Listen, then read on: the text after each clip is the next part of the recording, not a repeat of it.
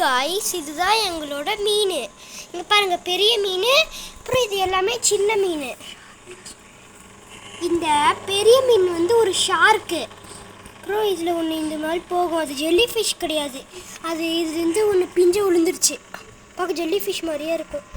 பாருங்க கைஸ், இது இங்கே இருக்குல்ல, இதுதான் பெரிய மீன் ஷார்க். ஆனால் யாரையும் சாப்பிடாது, ஏன்னா இது குட்டி குழந்தை. இதுக்கு என்ன இதுக்கு குட்டி குழந்தை. பாருங்க கைஸ்,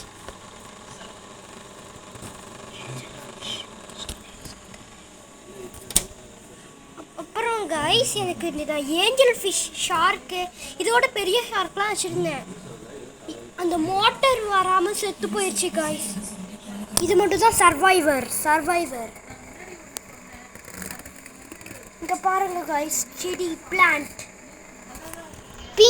பிங்க் எவ்வளோ ஃபிஷ், என்ன ஃபிஷ்னா இருக்குன்னா 2 பிளாக் ஃபிஷ்ஷில் ஒரு பெரிய ஃபிஷ், ஒரு சின்ன ஃபிஷ்.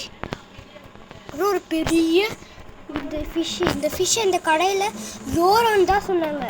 அப்புறம் ஒரு light green fish, orange fish, pink fish, நிறைய ஃபிஷ் இருக்குது. ரொம்ப நாள் கழிச்சு இன்னும் கொஞ்சம் ஃபிஷ் வாங்க போகிறேன் கைஸ்.